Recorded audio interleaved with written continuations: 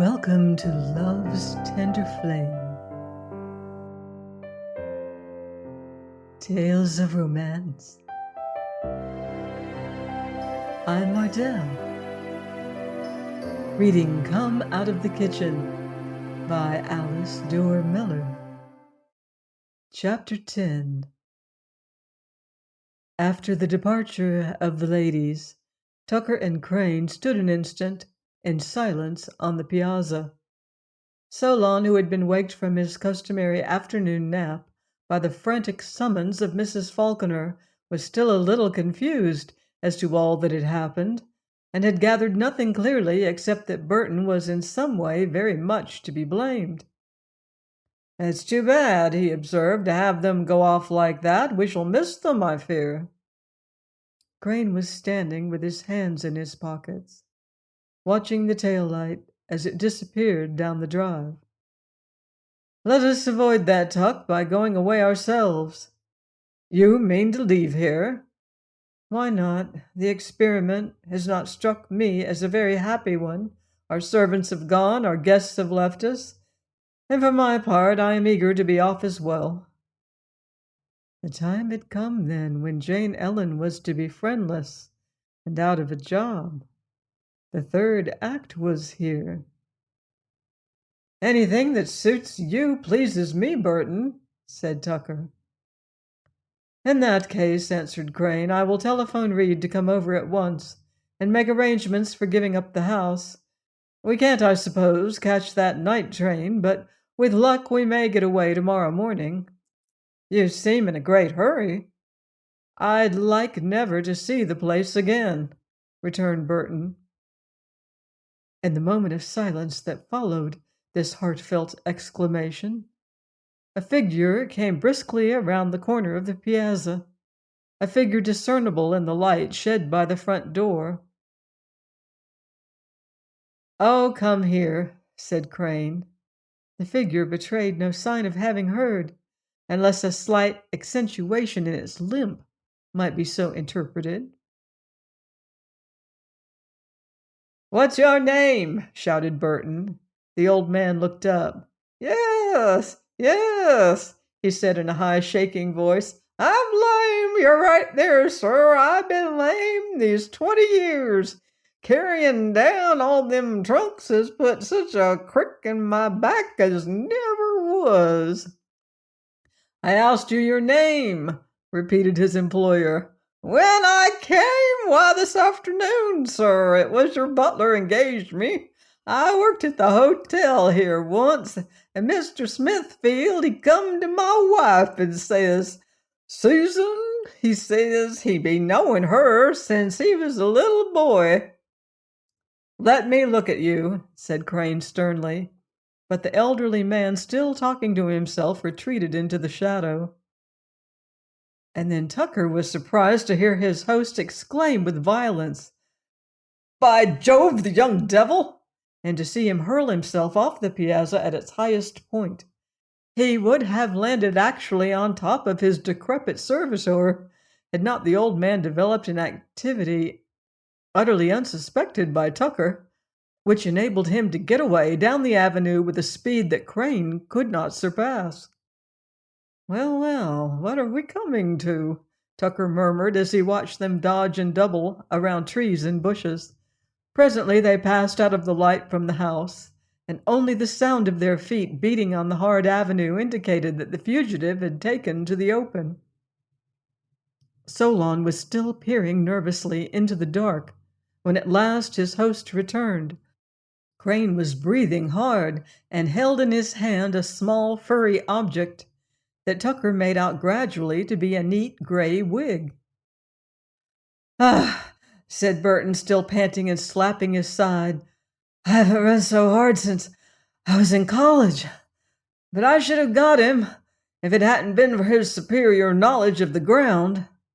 "My dear Burton," said Tucker crossly, "what in the world have you been doing?" "What have I been doing? I've been trying to catch that wretched boy Brindlebury. But it's as well I didn't, I dare say. I thought his limp a little spectacular this afternoon when the trunks were being carried down, but his deafness. The young fool! That deafness never found anywhere but on the comic stage was too much for me. He runs fast, I'll say that for him. He led me through a bramble hedge, back through himself. That's when I got his wig. I should not be surprised if we were all murdered in our beds, said Tucker. That's right, Tuck, said Crane. Look on the cheerful side. Come with me now while I speak to Smithfield. I want to know what he has to say for himself. Smithfield, looking particularly elegant in his shirt sleeves, a costume which shows off a slim figure to great advantage, was rather languidly setting the dinner table for two. That is to say, he was rubbing a wine glass, shaped like a miniature New England elm tree, to remove the faint imprint of his own fingers. Smithfield, said Crane briskly, I'm afraid your new useful man isn't going to be very useful. He seems to me too old. Smithfield placed the glass deliberately upon the table. He's not so old as he appears, sir, he answered. Only 66, his next birthday. A married man? No, sir, a widower of many years. His wife died when her first baby was born. That's Mr. Croslet Billington's present chauffeur. That's how I happened to get the old fellow. And when the rheumatism— Smithfield, said Crane, that's about enough.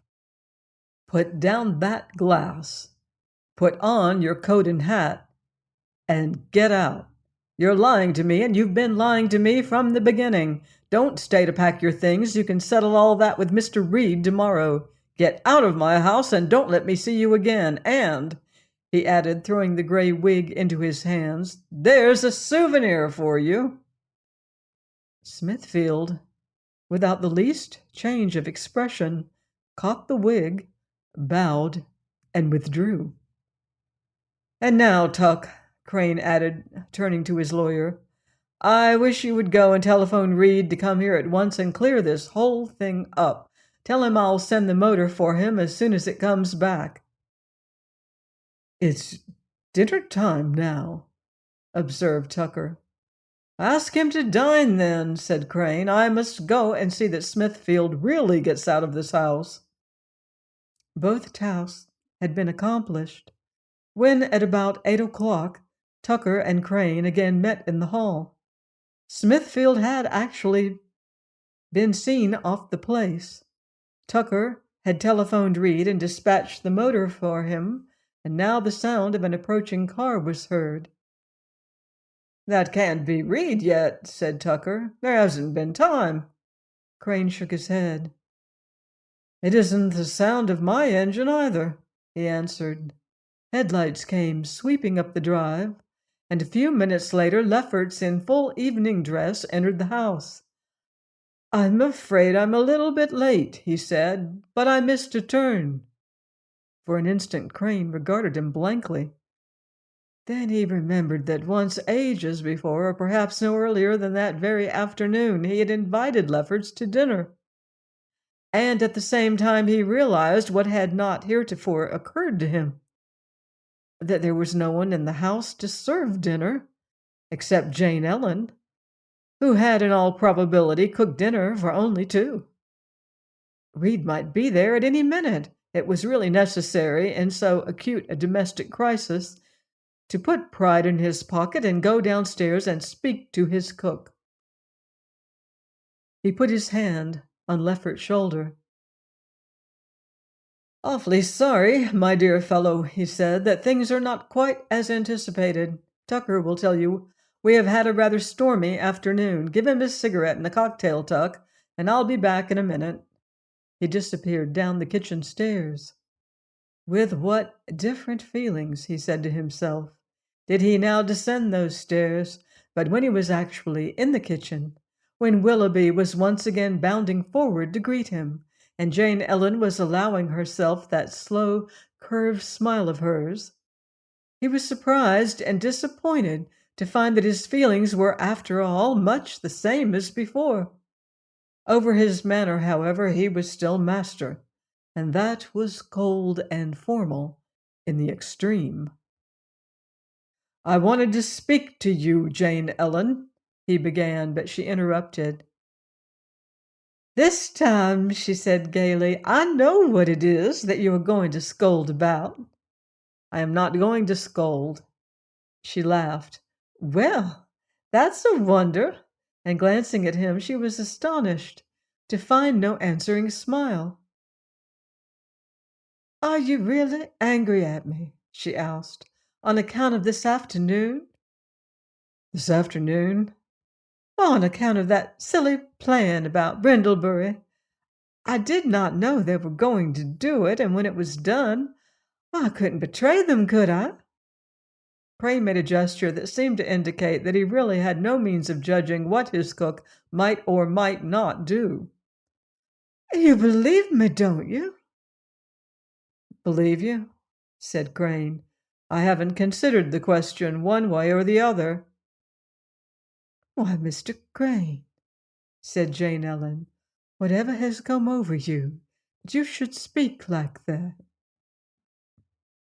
"This has come over me," answered Crane, "that I came down here in a hurry to give some orders, and not to discuss the question of veracity."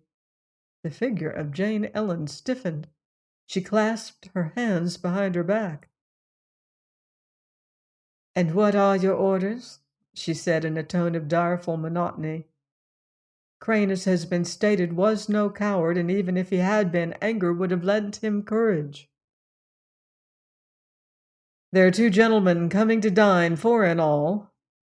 And as he saw Jane Ellen slightly beck her head at this, he added recklessly, "As Smithfield is gone, you will have to serve dinner as well as cook it." "No," replied the cook. "No, indeed, certainly not. I was engaged to cook, and I will cook to the very best of my abilities. But I was not engaged to be a maid of all work.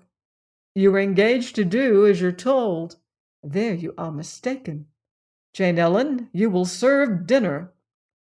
"Mr. Crane, I will not." The problem of the irresistible force and the immovable body seemed about to be demonstrated. They looked at each other steadily and hostilely in the eyes. "We seem," said Crane, "to be dealing with the eternal problem between employer and employee. You're not lazy, the work before you is nothing, but you deliberately choose to stand on your rights on a purely technical point." "I do nothing of the kind." "What are you doing then?" "I'm making myself just as disagreeable as I can," answered Jane Ellen. "Of course, I should have been delighted to do anything for anyone who asked me politely.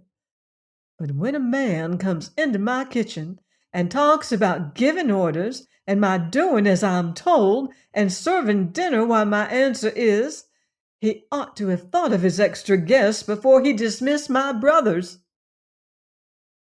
"Your brothers?" cried Crane. "Do you mean to say that Smithfield is your brother too?" "Well, I didn't mean to tell you," said the cook crossly, "but it happens to be true." From the point of view of the irresistible force, the problem was now completely resolved. "Oh, Jane Ellen," he cried, "why in the world didn't you tell me so before?" "I can't see what it has to do with things." "It has everything," he answered. "It makes me see how wrong I have been, how rude. It makes me want to apologize for everything I have said since I came into the kitchen. It makes me ask you most humbly if you won't help me out in the ridiculous situation in which I find myself." "But I don't see why Smithfield's being—" "It would take a long time to explain," answered Burton, "although I assure you it can and shall be done. Perhaps this evening, after these tiresome men have gone, you will just give me a few minutes. In the meantime, just let me say that I was angry at you, however wrongly, when I came down." "I'm not sure but that I'm still angry at you," said the cook, but she smiled as she said it. "You have every right to be, and no reason," he returned. "And are you going to be an angel and serve dinner?" "I said I would, if asked politely. Though how in the world I shall sit still and let you wait on me, I don't see." "Oh," said Jane Ellen, "if you never have anything harder to do than that. You are very different from most of your sex. And now," she added, "I'd better run upstairs and put 2 more places at the table, for it's dinner time already.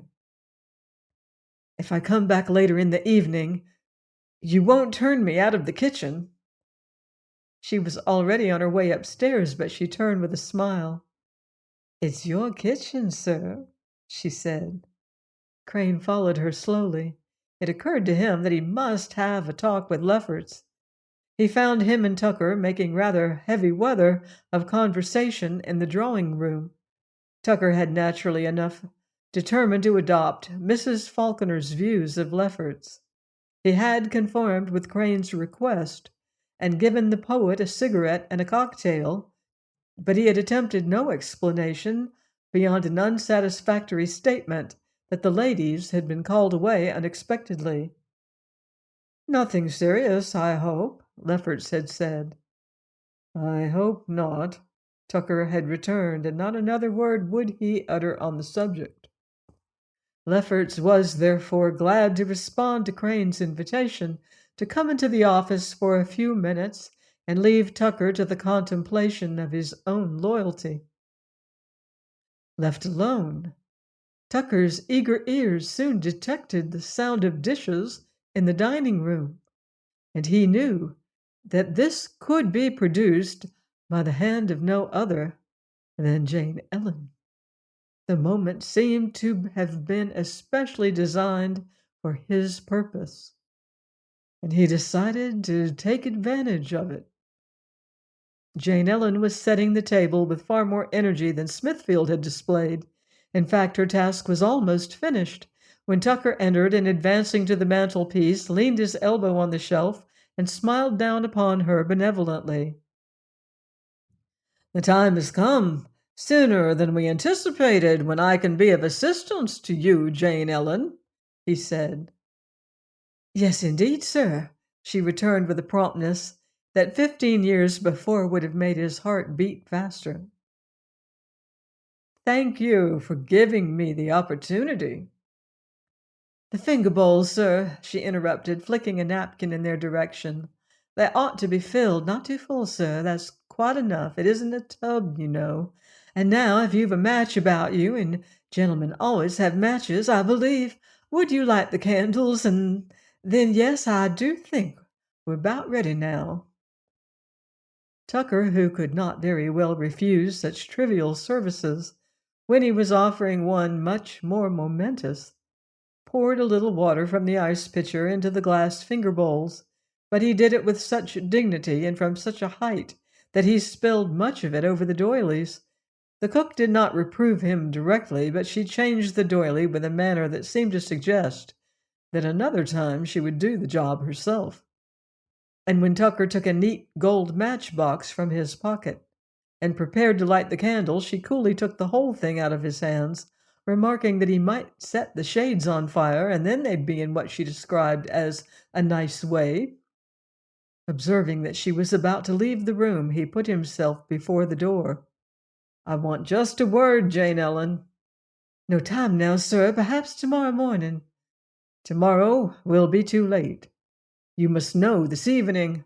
I don't want to say a word against Mr. Crane. Young men who have always had everything they want are naturally thoughtless. But I can't bear to see you turned out at a moment's notice." "Turned out?" "Yes, Mr. Crane is either going tonight or tomorrow morning. Didn't he tell you?" He had her attention now. She looked at him intently. "Mr. Crane going? I thought he had the house for 6 weeks." "So he had, but he's bored with it.